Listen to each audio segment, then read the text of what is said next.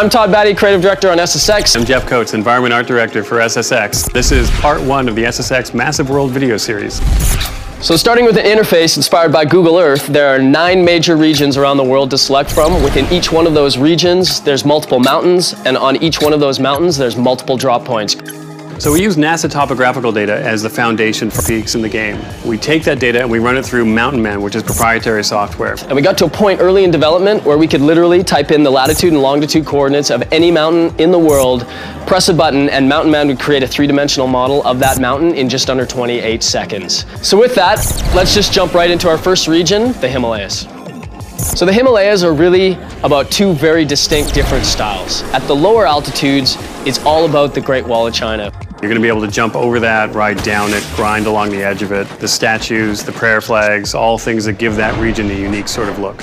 At the higher altitude, though, the Himalayas is one of the most gnarly, epic regions in the world. The deadly descent is something we call thin air. So here, the terrain is much more craggy and rough, and it makes it really difficult to get down the mountain quickly. But that's something you're going to be trying to do before you run out of oxygen. So the Himalayas overall have these 2 amazingly contrasting styles that we think make it an incredibly rich experience. Our next region is Alaska. And you know, when we look at Alaska, definitely one of the most iconic landmarks even in the world is the Alaskan Pipeline. So we thought it'd be really cool to build a gigantic SSX version of the Alaskan Pipeline that you could ride and grind on top of these huge pipes. So in Alaska, you start by going down these crazy ridge lines that open out into this valley, and there you see the Alaskan Pipeline. Now you can get up on the pipeline, ride down it, avoid avalanches, jump off and get back on again. Takes you all the way down through the valley down to the finish line.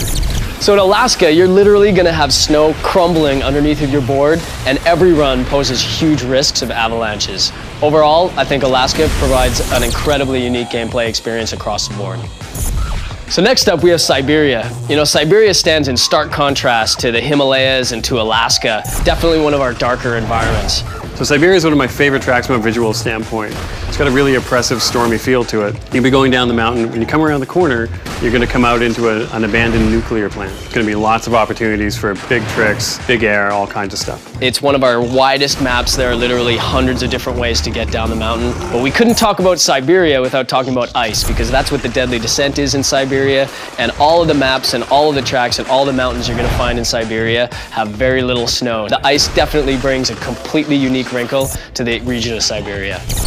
So that wraps up part 1 of our Massive World video series. Keep an eye out for part 2, where we're going to go through Patagonia, Antarctica, and New Zealand. Thanks for watching. See you next time.